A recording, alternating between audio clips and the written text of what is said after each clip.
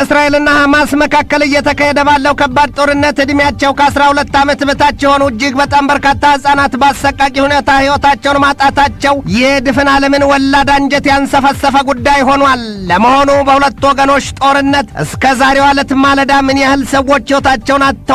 ጦርነቱስ ምን መልክ ይዟል? ስንል በዓለም አቀፉ ትንታኔ ዘገባችን መርጠን ተመልክተነዋል። ከትንታኔ ዘገባው ጋር ትዕግስቱ በቀለ ነኝ።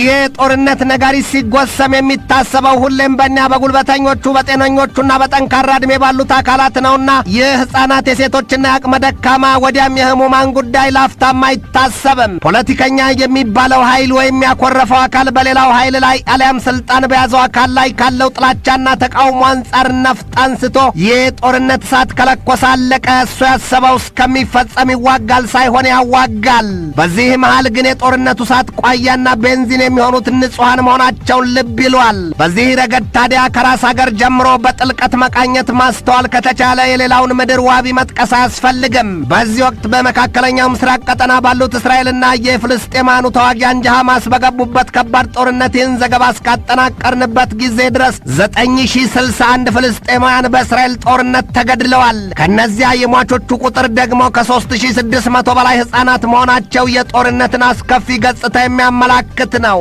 በእስራኤል በኩል ደግሞ እስከ ዛሬም ድረስ 1400 እስራኤላውያን መገደላቸው ነው የሚነገረው። ለዚያውም 1300 ንጹሐን እንደሆኑ የእስራኤል ባለስልጣናት ይገልጣሉ። ይሁንና ግን ከዚያ ከአውሮፓውያኑ ጥቅምት 7ቱ ቅዳሜ ቀን የሐማስ ጥቃት ወዲህ እንኳን የሐማስ ኃይሎች ከ20 በላይ እስራኤላውያን ወታደሮችን መግደላቸው ይነገራል።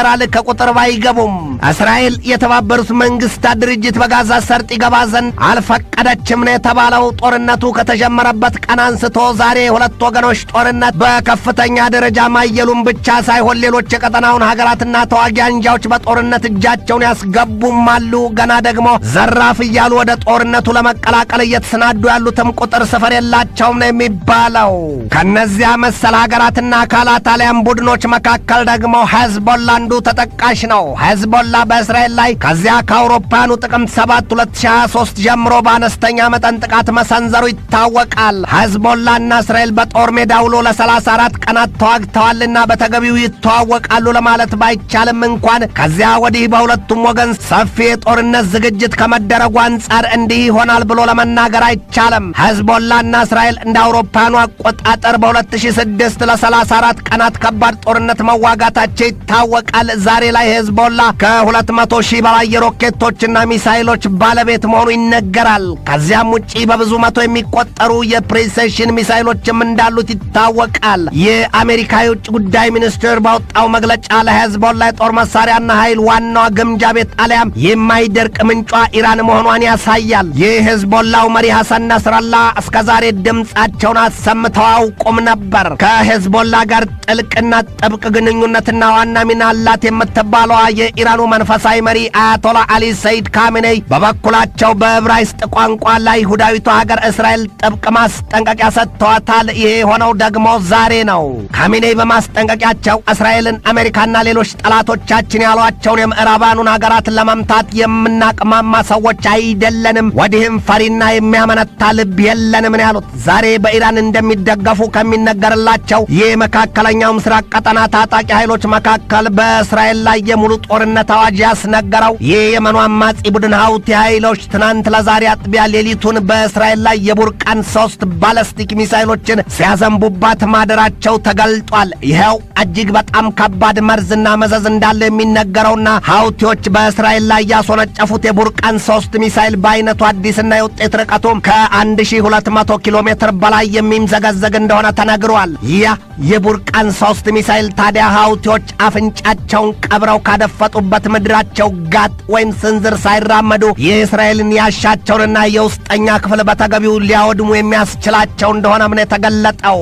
እስራኤል በበኩሏ ባወጣችው መግለጫ የኢራን አብዮታዊ ዘብ ኃይል አካላት ከሊባኖሱ ሄዝቦላ ጋር ተባብረው የሐማስን ጦርነት ለመቀላቀል ተዘጋጅተዋልና ውርድ ከራስ ስትል አስጠንቅቃለች ነው የተባለው። የእስራኤል ጦር ኃይል አዛዦች ከኒውስ ዊክ ጋር በነበራቸው ቆይታ በኢራን የሚደገፉት በርካታ ታጣቂ አንጃዎች አሁን በሊባኖስ ምድር ተከማችተው እንዴትና መቼ በእስራኤል ላይ ጥቃት መሰንዘር እንዳለባቸው ስልት እየነደፉ መሆኑን ደርሰንበታል ሲሉ ገልጠዋል። ይህ የእስራኤል መከላከያ ኃይል ዛሬ ረፋድ ላይ ባወጣው መግለጫው የኢማም ሆሴን ክፍለ ጦር የሚባል አንድ ሌላ አዲስና ታጣቂ ኃይል በሶሪያ ምድር መስፈሩን አስታውቋል። አሁን የእስራኤል ጠላቶች በመካከለኛው ምስራቅ ቀጠና በሁሉም ግንባር የጦር መሳሪያቸውን አፈሙዝ ደግነው ሁሉም በጥልቅ ምሽግ ውስጥ መክተታቸውና የመጨረሻውን በለው የሚል የፊሽካ ድምፅ የሚጠብቁት ከኢራን እንደሆነ ታውቋል። ዛሬ የአሜሪካው የውጭ ጉዳይ ሚኒስትር አንቶኒ ብሊንከን ቴልአቪቭ ሲገቡ እስራኤል መግለጫ ሰጥታለች።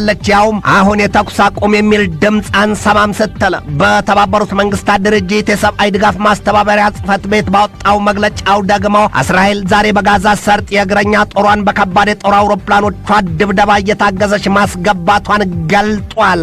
እስራኤል በሰሜናዊ ጋዛና የጋዛ ሰርጥ ከተሞች የእግረኛ ጦሯን ሌሊቱን ማስገባቷንም ጭምር ነው የተባበሩት መንግስታት ድርጅት ያስታወቀው። የእስራኤል ጦር ኃይል ዛሬ ማለዳ ላይ በሰጠው ማብራሪያ የሐማስ ኃይሎች በታንክ እየገባ ባለው የእስራኤል ጦር ኃይል ፊት ከባድ ትንቅንቅ ማድረጋቸውና ከታንክ ላይ ጭምር እየዘለሉ በመውጣት ጥቃት ለማድረስ መሞከራቸውን አስታውቋል። የጋዛ ሰርጥ ከተማነቷ የቀረ ከቶም የተሻረ ይመስል ከዚያ የአቧራማ ከርሷ ከሰማይ ከምድሩ በሚወርድባት የእሳትና ሲድ አበላ ጥቁር ጥቅጥቅ ያለ የጢስ ደመና ሽቅብ ሲትጎለጎልባትና ከአናቷ ያለውን የሰማይ ቆቧን ጋርዶባት ዘልቋል። በዚያ ሁኔታ ውስጥ ዓይንን ስንኳ ቀርበው ቢወጉ አይታይም ነው የሚባለው። የእስራኤል ጦር ኃይል ዛሬ ረፋድ ላይ በሰጠው ማብራሪያ የሐማስ አንድ ባታሊዮን አዛዥ ሌሊቱን በተደረገው ጠንካራ ድብደባ መገደሉን አስታውቋል። የእስራኤል ጦር ኃይል በሌሊቱ ጦርነት የገደለው የሐማስ ከፍተኛ አዋጊ ሙስጠፋ ዳሉል መሆኑንም ነው የገለጠው። ያ ሰው ታዲያ በጋዛ ሰርጥ ከተማ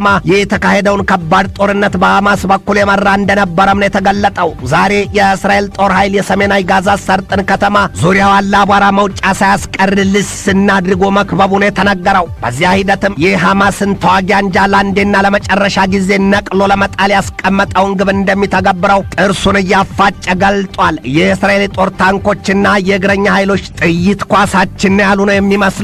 ከዘመናት ደመኛቸው ሐማስ ጋር ሙሉ ለሙሉ የጨበጣ ውጊያ ውስጥ ለመግባት ከላይ ከሀገረ ሰማይ ጫጩት እንደምታድን ጭልፊት ሞጭ ልፈው በሚፈረጥጡት የጦር አውሮፕላኖቻቸው እየታገዙ ሳንጃ ለሳንጃ ሊሞሻለቁ ትንፋሻቸውን ሰብስበው አሰፍስፈዋል ነው የተባለው። ይህንን የተመለከተችዋ የተባበሩት አረብ ኤምሬት በበኩሏ ጉዳዩ እንዲህ ዋዛ ይሆናል ይጠናቀቃል ብላችሁ አታስቡ፣ ጦርነቱ መላው የመካከለኛው ምስራቅ ቀጠና ቀርቶ ለድፍን ዓለም የሚተርፍ ዳፋ አለው እወቁት ስትል አስጠንቅቃለች። ይህ የተባበሩት አረብ ኤምሬት ከእስራኤል ጋር በ2020 በተደረሰው የሰላም ስምምነት የአብርሃምን ስምምነት የፈረመች ሀገር መሆኗ ይታወሳል። ዛሬ ግን በፍልስጤማውያኑ የንጹሐን እልቂት የራስ ምታቱም የሆድ ቁርጠቱም እያንቆራጠጣት መሆኑ ይነገራል። ዴይሊ ናይጄሪያን ዛሬ ባወጣው መረጃው እስራኤል ሐማስን እየወጋች ሳይሆን ሙስሊምና ክርስቲያን ፍልስጤማውያኑን እየፈጀች መሆኑን ድፍን ዓለም ይገንዘበው ነው ያለው። በዚያ የመካከለኛው ምስራቅ ጦርነት ከተነካኩት በርካታ ታጣቂ ኃይሎች መካከል የዋግነር ኃይሎችም ከባድ የሆነውን የሚሳይል መከላከያቸውን ለሄዝቦላ ሊሰጡት የመሆኑ ዜና ተሰምቷል። ይህ መካከለኛው ምስራቅ ቀጠና መዘዝ በዓመታት የማይመዘዝ መዓት ይዞ መጥቷል። ነገና ከነገ ወዲያስ ምን ይታይ ምን ይሰማ ይሆን? አሁንም ጊዜን መጠበቅ ነው። እስራኤል ለሁለተኛ ጊዜ በስደተኞች መጠለያ ላይ በፈጸመችው ከባድ ጥቃት ሁለተኛውን የሐማሱን መሪ መግደሏን ስትገልጥ ሐማስ በበኩሉ ባለፈው ጥቅምት 7 2023 የአውሮፓውያኑ የፈጸመውን ጥቃት ዳግም ሊፈጽመው ምሎ ተገዝቷል። እስራኤል ዛሬም የጋዛ ሰርጥን በጦር አውሮፕላኖቿ ቦምብ ስታቶጋው አድራ ማለዳውንም እንደገፋችበት ተገልጧል። አሜሪካ በበኩሏ ትይዘው ትጨብጠው ጠፍቷት የውር ድንብር ጉዞ ይዛለች ነው የተባለው። ይህንኑ ርዕሰ ጉዳይ በዓለም አቀፉ ትንታኔ ዘገባችን መርጠን ተመልክተነዋል። ከትንታኔ ዘገባው ጋር ትዕግስቱ በቀለ ነኝ። የአሜሪካው የውጭ ጉዳይ ሚኒስትር አንቶኒ ብሊንከን ባለፈው ወር በሰጡት ማብራሪያ ሀገራቸው አሜሪካ በታሪክ ክፉኛ መስቀለኛ ጊዜ ላይ መሆኗን መናገራቸው አይዘነጋም። የአሜሪካን ባለስልጣናት ነጋ ጠባ ከሐሳብ ማዕበል አላወጣ ያላቸው የሩሲያና የቻይና ጉዳይ እንጂ ሌላውን ጉዳይ ሁሉ በእግራቸው የረገጡትን ያህል አድርገውታል። በሌላም መገለጫው ንቀውታል። በተለይም ደግሞ በባራክ ሁሴን ኦባማ ዘመን ምክትል ፕሬዚደንት የነበሩትና አሁን በዋና ፕሬዚደንትነት ዋይት ሃውስ ያሉ ያሉት ሰው ጆ ባይደን አእምሯቸውን ክፉኛ ያስጨነቀው የቻይና ጉዳይ መሆኑ ይገለጣል። ለባይደንና አስተዳደራቸው የዚህ መሰሉን ስሜት የፈጠረባቸው ደግሞ ቻይና በደቡብ ቻይና ባህርና በታይዋን ደሴት ጉዳይ ያላት ጽኑ አቋም በአሜሪካ ማስፈራሪያ ቢሉ ማስጠንቀቂያና ዛቻም ጭምር ያለመለዘቡ ቻይና ሲያዝሏት የምትናከስ ሲያወርዷት የምታለቅስ ሆናብኛለች ስትል አሜሪካ እንቅልፏን ታጣለች። ቻይና በበኩሏ የለም አሜሪካ ይሏት ሀገር የውቅያኖስን ጨካኝ አሳዝርያ ሻርክን በእጅ መያዝና ዲፕሎማሲና ሰላም በሚል ቅቤ ምላሷ ፊት እያለች ትታይ ትሰማና ወዲያው ዞር ብላ በስለታማ ጥርሷ ታቆስላለች በሚል ለመቀጣጫ እርምጃ ትዘጋጃለች ቻይና። ከዛም ጎን ለጎን ደግሞ ቻይናና ሩሲያ አንድ የመሆናቸው ዜና በተገቢው ተገልጦላታልና አሜሪካ ብትበላው አልጥም አረጋ ብሏታል ነው የሚባለው። አሜሪካ ደም አርግቶ አጥንት ሰክቶ ነገር ይሆናል ብላ ትኩረት ያላደረገችበት የመካከለኛው ምስራቅ ቀጠና ምድር ድንገቱን ቋያው ከቤንዚኑና ከእሳቱ ጋር ተገናኝቶበት ይኸው ሊቀርቡት ቀርቶ በርቀትም ሊመለከቱት ቸግሯል። አሜሪካ ከሁለተኛው ዓለም ጦርነት እሳት ማባራት በኋላ ሌላና አዲስ የቀዝቃዛ ጦርነት ስትል በሩሲያና ዩክሬን ጦርነት ስትባጅ ወዲያም በደቡብ ቻይና ባህርና በታይዋን ደሴት ጉዳይ ያንዣበበው አደጋ የሌላ ቀዝቃዛ ጦርነት ብቻም ሳይሆን ኢራንና ሰሜን ኮሪያ ተጨምረውበት የሶስተኛው ዓለም ጦርነት ስጋት ውጋጋኑ እንዲታይ አድርጎባት የፍርሃትና የጭንቀት ድርስ ነፍሰ ጡር አድርጓታል። እንደ አውሮፓውያኑ አቆጣጠር በ1980ዎቹ ከዚያ የቀዝቃዛው ጦርነት አመድ ላይ የተነሱት ኢራንና ሊቢያን መሰል ሀገራት በስርዓት አልበኝነት ለዓለም የጸጥታ ችግር ይዘው ተከስተዋል በሚል አሜሪካ ሊቢያና ኢራቅን አኮላሸው ስትል የሀገራቱን ህዝቦች ለከፋ ምስቅልቅል ሕይወት ዳርጋ ዛሬም ሊቢያና ኢራቅ መቅኗተው የነዳጅ ዘይት ሀብት በረከታቸው ተመዝብሮ የእንግላል ወድቀው ዳግም ለማንሰራራት ቅስማቸውን ክት ብሎ መቅረታቸው ይታወቃል። አሜሪካ በኢራቅና በሊቢያ እንዳደረገችው ሁሉ ኢራንንም ልትዳብሳት ዳርዳሩን ብትዞርም ኢራን አልለመጥ አልጎብጥ አልሰበር ብላ ይብሱን ከአሜሪካም አልፎ ለድፍን የምዕራቡ ዓለም መንግስታት ከጉሮሮ ላይ የተሻጠ ባለ ሁለት ፊት ስለት ሆናለች። ይህ መካከለኛው ምስራቅ ቀጠና ከዚህ ቀደም ባሉት ዘመናትም ከባድና አስጨናቂ የተባሉ ዜናዎች ተሰምተውበታል። እንደ አውሮፓውያኑ አቆጣጠር በ1983 እስራኤል ሊባኖስን ከመውረሯ በፊት ከፍልስጤማኑ ነጻ አውጪ ግንባር ፒኤልኦ ብርቱ ጥቃት ይሰነዘርባት እንደነበረ ይታወቃል። በዚያ የፍልስጤማኑ ነጻነት ግንባር ወይም ፒኤልኦና የእስራኤል ጦርነት የተከሰተው የሰብአዊ ቀውስ ያስጨነቃቸው የወቅቱ የአሜሪካው ፕሬዚደንት ሮናልድ ሬጋን በዚያን ጊዜም የባህር ኃይል የጦር መርከቦቻቸውን በመካከለኛው ምስራቅ ቀጠና ማስፈራቸው ይታወሳል። ሬጋን ያንን ያደረጉት ደግሞ በሊባኖስና በእስራኤል መካከል የሚካሄደውን ደም አፋሳሽ ጦርነት ለማስቆም እንደነበር አይዘነጋም። በዚያ የሮናልድ ሬጋን ብርቱ ጥረትም በቤይሩት የተኩስ አቁም ስምምነት መደረሱ ይታወቃል። ሬጋን ያንን የሊባኖስና የእስራኤል እባጭ ማስተንፈሳቸው ፎይታ የሰጣቸው ቢመስላቸውም ታዲያ ከዛሬ 40 ዓመታት በፊት ጥቅምት 23 1983 የአውሮፓኑ አቆጣጠር አንድ ተቀጣጣይ ፈንጂ የጫነ ከባድ ተሽከርካሪ በዚያ የአሜሪካ የባህር ኃይል የጦር ሰፈር ደርሶ የተጫነውን ፈንጂ በማፈንዳቱ ወዲያውኑ 241 የአሜሪካ ወታደሮች መሞታቸው ይታወቃል። ያ ክስተት ደግሞ በአሜሪካ የ911 የአልቃይዳ ጥቃት እስከተከሰተበት ጊዜ ድረስ ከአሜሪካውያን አእምሮ ሳይወጣ የነበረ ዘግናኝ ጥቃት ነው። ሮናልድ ሬጋን በዚያ ዘግናኝ የሽብር ጥቃት አዙሪት ውስጥ ሆነው በጻፉ ጽሑፋቸው ይሄ ዘግናኝ ጥቃት በእኔ የአስተዳደር ዘመን የ8 ዓመታት የዋይት ሃውስ ስልጣን ቆይታዬ የከፋ አረንቋ ነው ሲሉ በራሳቸው መግለጫ ሐረግ ዘ ሎስት ኦፍ ዘ ሎው ብለውታል። የኋላ ኋላ ላይ የዚያ ጥቃት ምዕራፉና ገጹ ሲገለጥ ደግሞ ዋናዋ ደጋፊና አቀነባባሪዋ ኢራን ሆና ተገኝታለች። ሬጋን በጊዜው በዛቻና ፉከራ መሬትን መድቃታቸው ወዲያም የመጻፊያና መደገፊያ ጠረጴዛቸውን በቡጢ ከመነረስ ሳያልፉ በቆየታቸው በጥልቅ ያስተቻቸው እንደነበረ ይታወቃል። ሮናልድ ሬጋን እንደ አውሮፓውያኑ አቆጣጠር በ1985 ሐምሌ ወር ያንን ጥቃት የጦርነት ግብር ነው ሲሉ በአሜሪካ ታሪክም ለመጀመሪያ ጊዜ ጸረ ሽብር ዘመቻ ያወጁበት ዘመን ሆኖ ተመዝግቧል። ይህ መካከለኛው ምስራቅ ቀጠና ከጥንተ ጥንቱ የደም አበላ የሚፈስበት ሰላም የማይረብበት ቦታ እንደሆነ ዘመናትን አልፎ ዛሬም ይነገራል። ከባለፈው ጥቅምት 7 2023 የአውሮፓውያኑ ቀን በጀመረው የሐማስና የእስራኤል ጦርነት በብዙ ሺህ የሚቆጠሩ ሰዎች ከሁለቱም ወገን ሕይወታቸውን ማጣታቸው ይታወቃል። እስራኤል ላፍታም በማያቋርጥ የጦር አውሮፕላኖቿ ጥቃት ትናንት አመሻሽም ሁለተኛውን የሐማስን ከፍተኛ አዛዥ መግደሏን አስታውቃለች። እስራኤል ሁለተኛውን የሐማስ ተዋጊ አንጃ ጎምቱ ሰው ስትገድል አሁንም በጋዛ ሰርጥ የስደተኞች ጣቢያ ላይ በፈጸመችው ጥቃት ነው። በጋዛ ሰርጥ ይኖሩ ከነበሩ የበርካታ ሀገራት ዜጎች ያን አካባቢ ለቀው ወደ ግብጽ መውጣት መጀመራቸው ሲገለጥ ከነዚያም መካከል የአውስትራሊያ፣ የኦስትሪያ፣ የቡልጋሪያ፣ የቼክ ሪፐብሊክ፣ የፊንላንድ፣ የኢንዶኔዥያ፣ የጣሊያን፣ የጃፓን፣ የዮርዳኖስ፣ የእንግሊዝና የአሜሪካ ዜጎች እንደሚገኙበት ተገልጧል።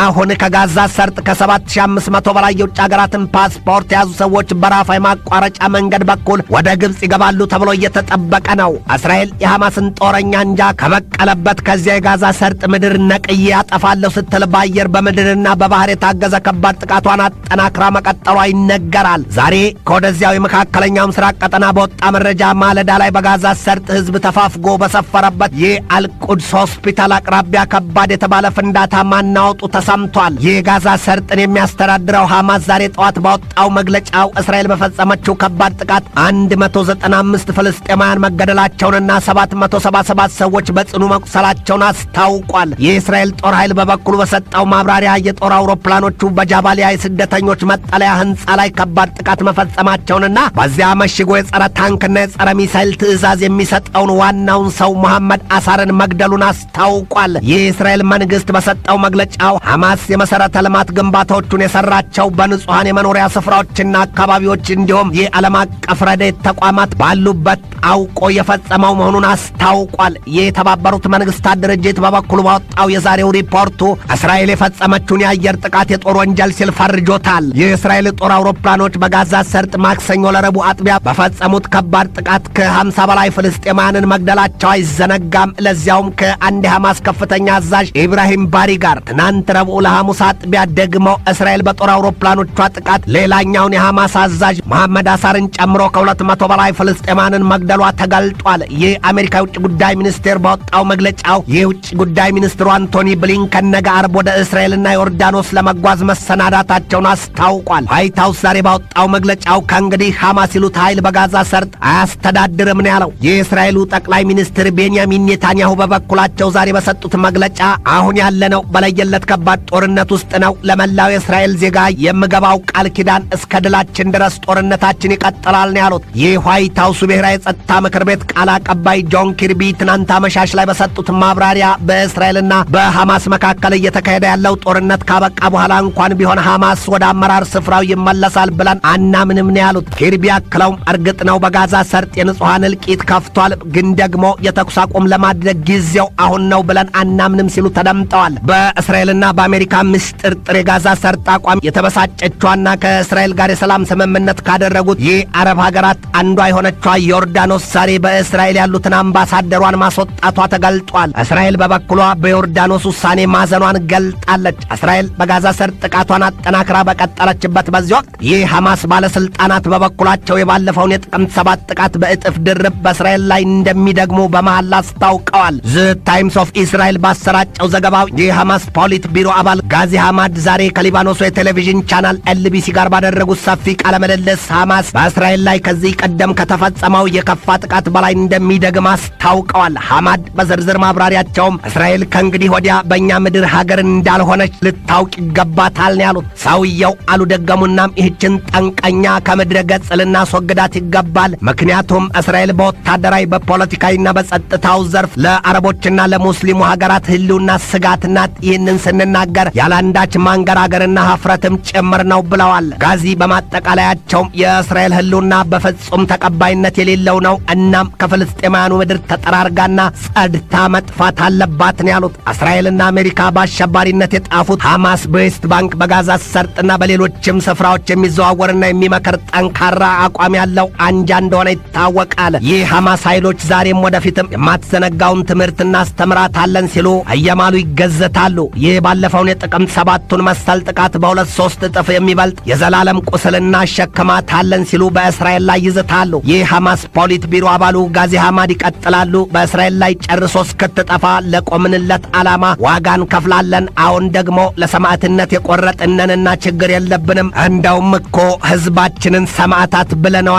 ለመሥዋዕት የተዘጋጀነውና በዚያ እንኮራለን ሲሉ ተደምጠዋል። በጋዛ ሰርጥ የሐማስና የእስራኤል ጦርነት የተነሳ የኢራንና የቱርክ የውጭ ጉዳይ ሚኒስትሮች ትናንት አመሻሹን በአንካራ ተገናኝተው መምከራቸው ሲገለጥ እስራኤል በጋዛ ሰርጥ ጥቃቷ የምትቀጥል ከሆነ የፍልስጤማውያኑ ተዋጊ ኃይሎች ለረዥምና መራራ ጦርነት ይከታሉ ሲሉ በጋራ አስጠንቅቀዋል። ተደምጠዋል። ወዲያ ደግሞ የአሜሪካዋ ምክትል ፕሬዚደንት ወይዘሮ ካማላ ሃሪስና የእንግሊዙ ጠቅላይ ሚኒስትር ሪሺ ሱናክን በተመሳሳይ ትናንት አመሻሹን ተገናኝተው መዶለታቸው ታውቋል። የሁለቱ ሀገራት ገምቱ ሹማምንት በውይይታቸው መቋጫ እስራኤል ራሷን የመከላከል መብት አላት፣ እንደግፋታለን ሲሉ ተጨባብጠዋል። ሁለቱ ሀገራት በመካከለኛው ምስራቅ ቀጠና ለእስራኤል ባሉት ድጋፋቸው የጦር መርከቦቻቸውን ቀድመው ማስደፈጣቸው ይታወቃል። ትንታኔ ዘገባውን ስናዘጋጅ በዋቢነት አውትሉክን፣ ታይምን፣ ቴሌግራፍ ኦንላይንን፣ ኒው ዴይሊን፣ አኒ ኒውስን፣ ሬዲፍ ኮምን፣ ሂንዱስታን ታይምስና ራውተርስን ተጠቅመናል።